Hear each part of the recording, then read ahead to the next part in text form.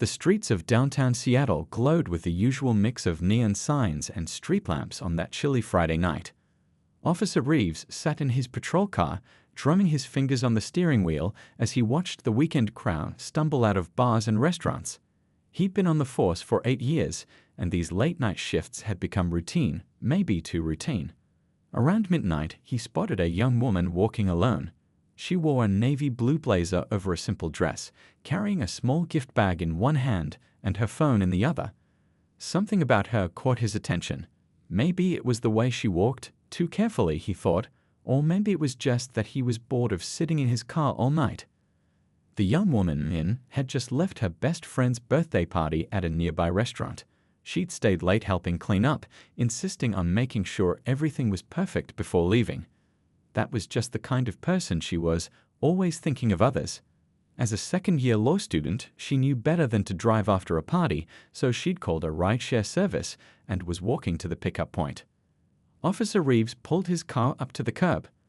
The blue and red lights reflecting off the buildings made Min stop in her tracks. She clutched her phone tighter, immediately starting to record audio. A habit she'd developed after hearing too many stories from her classmates about late-night encounters gone wrong. "Ma'am, you seem to be having trouble walking straight," Reeves called out, his voice carrying that artificial friendliness that never quite sounds sincere. "Been celebrating tonight?" Min kept her voice steady as she replied, "I'm walking carefully because I'm wearing new shoes, officer. I'm headed to my rideshare pickup spot just around the corner." The gift bag rustled as she reached for her ID, knowing he'd ask for it. The sound of glass clinking caught Reeves' attention. His demeanor shifted instantly, like a switch had been flipped. "What's in the bag?" he demanded, stepping closer. The friendly facade vanished entirely. "Party favors from my friend's birthday," Min explained, maintaining her composure despite her rising anxiety. "I can show you." "Put the phone down and hand me the bag," Reeves cut her off, his hand already reaching for it. A small crowd began to gather at a safe distance. Among them was a woman in a press jacket who'd been working late at the local news station across the street. She pulled out her camera, her journalistic instincts telling her something wasn't right about this scene. Min knew her rights. As a law student, she'd studied countless cases of police encounters. She kept her movements slow and deliberate as she reached into the bag. "Officer, I have an unopened bottle of craft beer here." It was a party favor. "I'm walking to my rideshare, not driving."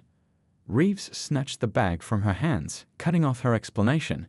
The next few moments would change everything, not just for Min and Officer Reeves, but for the entire Seattle Police Department.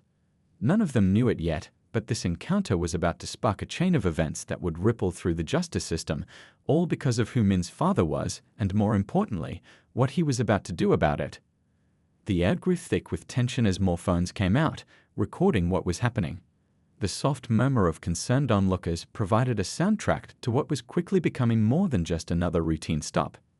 In the distance, a car horn honked, and somewhere, Min's rideshare driver was wondering why his passenger wasn't at the pickup spot. The unopened bottle gleamed under the streetlights as Officer Reeves held it up, studying the craft beer label like it was evidence in a major crime.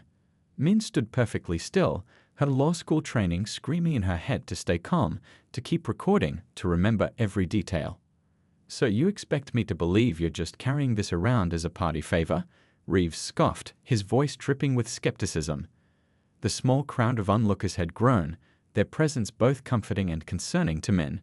She could hear the soft murmur of disapproving voices, the subtle clicks of phone cameras. "Yes, officer," Min replied steadily. "The receipt for the party favors is in the bag. Each guest received 1 bottle of local craft beer as a—" "Put your hands on the wall," Reeves interrupted, his command sharp and sudden. The change in his demeanor sent a chill through the watching crowd. The journalist from the local news station stepped closer, the camera capturing every moment. Min complied, her heart pounding but her movements deliberate and calm. "Officer, I've done nothing wrong. I'm not driving, I'm waiting for my rideshare, and I'm of legal age to possess sealed alcohol." That's when things took a turn. Reeves grabbed Min's shoulder, spinning her around to face him. The unopened bottle was in his other hand, and his face had transformed into a mask of authority gone wrong. If you're so innocent, let's prove it right now. Open your mouth. The crowd gasped. Several voices called out in protest. The journalist's hands trembled as she steadied her camera, knowing she was documenting something that would shock the city. "Officer, this is inappropriate and illegal," Min stated firmly, trying to step back. "I'm a law student and I know my rights. You have no probable cause to." "Law student?" Reeves sneered, pressing the bottle toward her face. "Then you should know better than to argue with an officer. Open your mouth." Min turned her head away, maintaining her composure even as fear coursed through her veins. She could hear people calling 911, reporting the officer's behavior. Someone in the crowd shouted that they were streaming live on social media. A middle-aged woman stepped forward from the crowd, her phone held high. "Officer, we're all recording this. Your badge number is clearly visible. What you're doing is assault." Reeves hesitated for a split second, his eyes darting around as he finally seemed to register the sea of phones pointed at him. But instead of backing down, he doubled down. His grip tightened on Min's shoulder, and the bottle came closer to her face.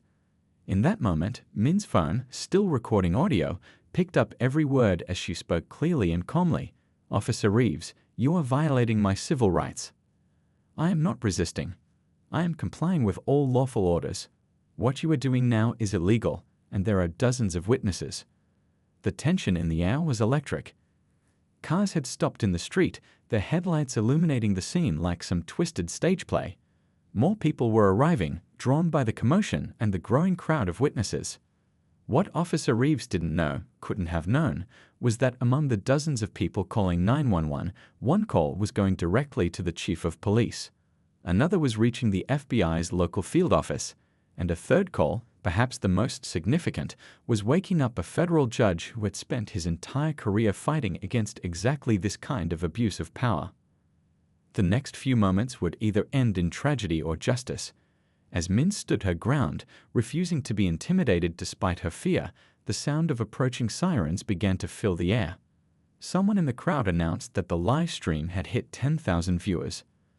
The truth of what was happening on this Seattle street was already spreading far beyond the city limits, and there would be no putting this genie back in its bottle. The local news journalist, Mrs. Lee, had seen a lot in her 15 years of reporting, but something about this scene made her hands shake as she filmed. She'd been working late on a story about community policing when she heard the commotion outside her office. Now she was documenting what could be the biggest story of her career. "Keep rolling. Don't stop recording," she whispered to herself, making sure her camera captured every detail. Around her, dozens of phones pointed at the scene like digital witnesses, their screens glowing in the night. The live stream counter kept climbing, 15,000 viewers, 20,000, 30,000. A young man in a business suit pushed through the crowd, his tie loose after a long day at the office. "I'm a lawyer," he announced, moving closer to Min. "Officer, I'm serving as this woman's legal witness. Everything you're doing is being documented." Officer Reeves' face twitched. The bottle in his hand wavered slightly, but his grip on Min's shoulder remained firm. The arrival of a lawyer seemed to spark something in his mind, perhaps the first real understanding that this situation had spiraled far beyond his control. Mrs. Lee's camera caught every micro-expression that crossed the officer's face. The moment of doubt, the flash of fear, and then, most tellingly, the hardening of his features as he chose to push forward instead of back down. From her position, Mrs. Lee could see what the officer couldn't: police cars approaching silently, their lights off, from both ends of the street. Fellow officers who had heard the radio chatter and civilian calls were closing in, but not to assist Reeves. They were coming to stop him. The crowd had grown to nearly 100 people. Someone had set up a proper video camera on a tripod. Others were live streaming to multiple social media platforms. Every angle was covered: the officer's face, his badge number, his actions, Min's calm resistance, the unopened bottle, everything. "I've just sent the footage to every major news outlet in the city," someone called out from the crowd. "It's being uploaded to news servers right now." Mrs. Lee's years of experience told her this was different from other incidents she'd covered. The presence of so many witnesses, the immediate documentation, the professional and civilian journalists working side by side, it was like watching history unfold in real time. She switched her camera to her left hand, pulling out her phone with her right to call her editor. "Get the team in now," she spoke quietly but urgently. "This isn't just about one incident. I've been working on that police misconduct story for months, and this is the missing piece. We need to go live as soon as possible." The air crackled with tension as more police vehicles arrived. Officers emerged, their expressions grim as they assessed the scene. Mrs. Lee recognized some of them from previous stories she'd covered. These were the good ones, the officers who believed in protecting and serving their community. Through her camera lens, she watched as Min maintained her composure even as Officer Reeves' grip had to be hurting her shoulder. The young law student's voice remained steady as she continued to state her rights clearly for the record. What made this story different, Mrs. Lee realized, wasn't just the incident itself. It was the way technology and civilian witnesses had instantly created an undeniable record. There would be no conflicting accounts, no way to twist the narrative. The truth was being broadcast live to thousands, then hundreds of thousands of viewers. The footage from her camera would soon be part of something much bigger than a single incident of police misconduct. It would become evidence in a case that would shake the entire department, leading to investigations that would uncover years of hidden abuses and covered-up complaints. But for now, Mrs. Lee kept her camera steady, documenting every second. As a journalist, she knew her role wasn't just to witness, but to ensure that the truth would be preserved, undeniable and unalterable. The next few moments would determine not just Min's fate, but potentially the future of policing in their city. Inside a stately home in the city's judicial district, a phone buzzed on a bedside table. The late-night call jolted Judge Chen awake. As he listened to the breathless voice on the other end, his hand gripped the phone tighter with each passing second. His daughter Min was being assaulted by a police officer, and it was happening live on social media. The judge's first instinct was to rush to the scene, but decades of legal experience kept him seated on the edge of his bed. He knew that his presence could complicate matters. Instead, he made 3 quick calls, one to the police chief, one to the head of internal affairs, and one to his longtime friend at the FBI's Civil Rights Division. Meanwhile, at the scene, Officer Reeves was about to learn the hard way that he'd picked the wrong person to harass. Not because Min was the daughter of a powerful federal judge, but because she was exactly the kind of person who knew how to handle this situation, calm, educated, and unflinching in the face of intimidation. The judge watched the live stream on his tablet, his face illuminated by the screen in his dark bedroom. His daughter's voice came through clearly. "Officer, I'll say it one more time. You have no legal right to do this. Every second you continue is another violation of federal law." In his 30 years on the federal bench, Judge Chen had seen countless cases of police misconduct cross his desk. He'd earned a reputation for being tough but fair, always following the letter of the law. Now, watching his own daughter face the very kind of abuse he'd spent his career fighting against, he felt a complex mix of emotions: fear for his daughter's safety, pride in her composure, and a deep, burning determination to ensure justice would be served. "Sir," his assistant's voice came through on another line. "The media is already calling. They want to know if you'll be recusing yourself from any potential case involving this incident." "Tell them I'll be making a statement in the morning," the judge replied, his voice steady despite his internal turmoil. "And get me the officer's complete service record. Something tells me this isn't his first incident." Back at the scene, the crowd had grown even larger. Someone in the crowd shouted, "That's Judge Chen's daughter." The whisper rippled through the onlookers, eventually reaching Officer Reeves. His face, already tense, went pale as the implications sank in. But what Reeves didn't understand was that Judge Chen's reputation wasn't built on showing favoritism or throwing his weight around. The judge had earned respect through his unwavering commitment to justice and proper procedure. His daughter, following in his footsteps, wasn't going to use her father's position to escape this situation. She was going to use the law. The live stream comments exploded as people made the connection. The local news crews that had arrived were now broadcasting live, knowing that this story had just gained an even more significant dimension. But they also knew Judge Chen's reputation. This wouldn't be a story about privilege saving the day. It would be about justice being served through proper channels.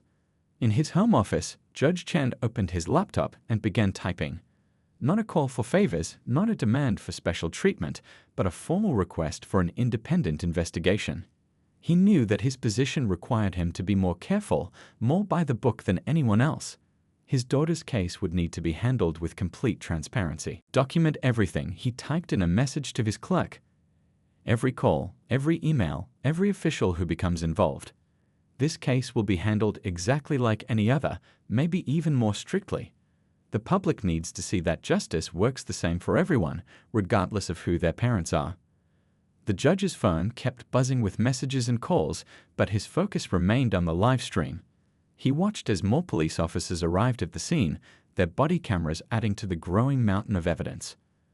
What Officer Reeves had failed to realize was that he hadn't just picked on someone with powerful connections. He'd chosen to harass someone who represented everything the legal system was supposed to protect and uphold. By sunrise, the video had gone viral. Coffee shops across the city buzzed with conversation as people watched and rewatched the footage on their phones. The morning news played clips on repeat, each showing a different angle of the incident that had shaken their community. At the police station, Officer Reeves sat in a small room, his badge and gun already surrendered. Through the window, he could see officers hurrying past, their faces grim. The chief of police had arrived at 3 a.m., immediately calling an emergency meeting with Internal Affairs. "The footage is everywhere," the chief said, rubbing his tired eyes. "Over 2 million views already. The FBI's Civil Rights Division is involved, and we've got reporters from every major network setting up outside." In a different part of the building, Min sat with 2 FBI agents, her voice steady as she gave her statement. Her shoulder was bruised from Officer Reeves' grip, each mark photographed and documented by evidence technicians. She'd refused special treatment, insisting on following standard procedure for filing a complaint. "Just treat this like any other case," she told the agents. "That's what my father would want. That's what justice requires." The local news station was having its busiest morning in years. Mrs. Lee, the journalist who'd captured everything, hadn't slept. She sat at her desk, surrounded by screens showing different footage angles. Her phone kept ringing with calls from national networks wanting to buy her footage. "No," she told them firmly. "This isn't about making money. This is about making sure the truth gets out, completely and clearly." Social media was exploding. The hashtag #JusticeForMin was trending nationwide. But unlike many viral police incidents, this one was different. The sheer number of witnesses, the quality of the footage, and the methodical way Min had handled herself left no room for doubt or alternative interpretations. Judge Chen had made only one public statement. "I trust in the system I've served for 30 years to handle this matter appropriately. My daughter and I ask for privacy as this case proceeds through proper legal channels." His words carried weight. Instead of chaos and protests, the city saw something unusual, a calm, methodical pursuit of justice. People gathered outside the courthouse, but not with angry signs. They'd brought legal books, copies of the Constitution, and conducted teach-ins about civil rights. Back at the station, more officers came forward. "There's something you need to see," one veteran cop told Internal Affairs. She handed over a file of previous complaints against Officer Reeves that had never made it up the chain of command. The police chief held an emergency press conference. "We're conducting a full investigation, not just of this incident, but of our entire complaint review process. We serve the public trust, and we must be worthy of it." Min's phone was flooded with messages of support, including many from her law school professors. One message stood out, from a civil rights attorney she'd studied in class. "You showed more courage and composure than many seasoned lawyers. When you graduate, there's a place for you at our firm." By afternoon, Officer Reeves' previous stops were being reviewed. Other people came forward with stories of similar encounters, though none had ended as this one had. Each new revelation added to the growing picture of a system that needed change. The FBI agents working the case were impressed by Min's detailed audio recording and clear statements during the encounter. She provided a perfect example of how to handle police misconduct, one agent noted. She stayed calm, stated her rights clearly, and created an undeniable record. As evening approached, Judge Chen finally left his chambers after a day of meetings with judicial ethics officials. He'd formally recused himself from any cases involving the police department and had set up strict protocols to ensure there wouldn't be even a hint of improper influence. The story was no longer just about one bad officer or one brave woman.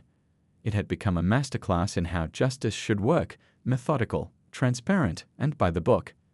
News channels started calling it the night that changed policing, not because of violence or protests, but because of how proper procedure and documentation could make real change possible. The police department's records room buzzed with activity as investigators pored through years of complaint files.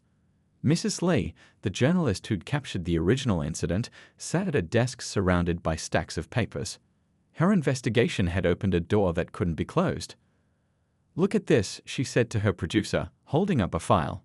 3 years ago, a college student filed a similar complaint against Officer Reeves. The case was marked resolved, but there's no record of any investigation. The pattern was becoming clear. Over the past 5 years, Officer Reeves had accumulated 17 complaints, all mysteriously resolved without proper investigation. But he wasn't the only one. The investigation was revealing a troubling system of buried complaints and ignored warnings. In another part of the building, 2 internal affairs investigators exchanged worried looks as they reviewed body camera footage from Reeves' previous shifts. "He always made sure to turn his camera off at convenient moments," one noted. But he forgot about other officers' cameras catching things in the background. The FBI's Civil Rights Division had set up a temporary office in the federal building. Tips were pouring in from across the city. Former officers, retired administrators, and civilians came forward with stories they'd kept quiet for years. One retired sergeant brought in a diary he kept. "I tried to report these issues through proper channels," he explained, his hands shaking as he handed over the one notebook. "Every time the complaints disappeared. After a while, you start to feel helpless." Mrs. Lee's news station ran a special report titled "The Blue Wall of Silence," breaking down. The story wasn't just about Officer Reeves anymore. It had grown into an exposé of a system that had protected problem officers while ignoring victims. "We've found over 200 similar complaints filed in the past 3 years," Mrs. Lee reported on air. "Many involved the same small group of officers. Most were dismissed without investigation. But here's the key. We discovered that 3 supervisors were responsible for burying nearly all these complaints." The police chief, looking tired but determined, called another press conference. "What we've uncovered is unacceptable," he announced. "Starting today, we're implementing a new complaint tracking system. Every report will be logged digitally, with multiple oversight levels. No more paper files that can disappear."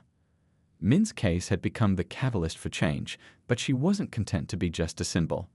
Working with her law school professors, she helped draft a proposal for a civilian oversight committee with real power to investigate police misconduct. The investigation revealed something else unexpected. Good officers who'd tried to speak up had often faced retaliation. One young officer's dashcam had mysteriously malfunctioned right after she reported a colleague's misconduct. Another had found himself assigned to the worst shifts after filing a report about excessive force. "This isn't about attacking the police," Min explained in a televised interview. "It's about making sure good officers can do their jobs without being pressured to cover up misconduct. It's about restoring trust between the community and law enforcement." Social media played a crucial role as more people shared their stories. A local tech company offered to build a secure, transparent system for tracking complaints. Community leaders organized meetings to discuss solutions rather than just problems. The investigation took an unexpected turn when Mrs. Lee discovered a connection between the 3 supervisors who'd buried complaints and a private security company that hired retired officers. The company had been winning lucrative contracts, often hiring officers who'd left the force under suspicious circumstances. "Follow the money," a source told her. Some of these officers weren't just bullies with badges. They were part of a larger system that profited from looking the other way. As the investigation neared its 3rd week, the findings were impossible to ignore. Officer Reeves wasn't an outlier, he was a symptom of a deeper problem. But his encounter with Min had finally brought everything into the light. The most powerful moment came when a group of veteran officers held their own press conference. "We're speaking up now because we love this job and this city," their spokesperson said. What happened to Min could have happened to anyone's daughter. It's time for real change. 6 months after that fateful night, the city gathered in the main courthouse. The gallery was packed as Officer Reeves stood before the judge, facing charges of civil rights violations and assault. The evidence against him was overwhelming: dozens of videos, hundreds of witness statements, and a pattern of previous misconduct that could no longer be ignored. The defendant is hereby sentenced to 5 years in federal prison, the judge announced, her voice firm. Additionally, he is permanently barred from serving in any law enforcement capacity. But the real story wasn't in the courtroom that day. The real changes were happening across the city. The police department had undergone a complete transformation. The new digital complaint system, designed with help from local tech experts, made it impossible to bury reports. Every complaint was now automatically copied to multiple oversight bodies, including the Civilian Review Board that Min had helped establish. Mrs. Lee, the journalist who'd captured the original incident, won a prestigious award for her investigation. But instead of just accepting the honor, she used her speech to highlight the positive changes in the department. Today, our city has become a model for police reform, she told the audience. Not because of protests or violence, but because people on all sides chose to do the right thing. Good officers can now report problems without fear. Citizens can file complaints knowing they'll be heard. This is what real change looks like. The 3 supervisors who'd buried complaints faced their own trials. The investigation into the private security company revealed a network of corruption that had infected multiple departments. As each piece of the puzzle came to light, more officers felt empowered to speak up about problems they'd witnessed. Min, now in her final year of law school, found herself teaching seminars to both law students and police cadets. The law isn't about punishment, she would tell them. It's about creating a system where everyone can trust that they'll be treated fairly. Her father, Judge Chen, watched proudly from the sidelines as his daughter became a voice for positive change. He'd recused himself from every case related to the incident, but his influence was felt in a different way, through his unwavering support for proper legal procedures. The police chief implemented mandatory body camera protocols with real consequences for violations. But more importantly, the department's culture began to shift. Officers who reported misconduct were no longer seen as traitors, but as guardians of their profession's integrity. Community meetings, once tense confrontations, transformed into productive discussions. Local residents and officers worked together to develop new training programs. The us versus them mentality that had poisoned police-community relations for years began to fade. This is what healing looks like, an elderly community leader remarked during one meeting. Not pretending problems don't exist, but facing them together and finding solutions. The city's new policies became a blueprint for other departments across the country. Police chiefs from other cities visited to study the reforms. The digital complaint system was shared freely with any department willing to implement it. Some of the most powerful moments came from unexpected places. A group of officers who'd initially resisted the changes came forward to acknowledge that the new system made their jobs easier. "We don't have to worry about covering for bad cops anymore," one veteran officer explained. "We can focus on actually protecting and serving." Min graduated from law school with honors, but turned down offers from prestigious firms. Instead, she chose to work with a nonprofit organization dedicated to building bridges between law enforcement and communities. Her experience had taught her that real change comes from working together, not fighting against each other. The final chapter of this story wasn't written in a courtroom or a police station. It was written in thousands of small moments. A teenager feeling safe enough to report a problem to a police officer, an officer proud to wear their badge, knowing it stood for integrity, a community learning to trust again. 1 year after the incident, the city held a ceremony to unveil its new police oversight office. The plaque outside read, "Dedicated to justice, transparency, and trust." Below these words was a simple quote, "Change begins with one person standing up for what's right." As Min stood at the podium during the ceremony, she looked out at the crowd. Officers, community members, journalists, and citizens all standing together. "This isn't the end of our story," she said. "It's just the beginning of a new chapter. One where justice isn't just a word, but a reality we build together every day."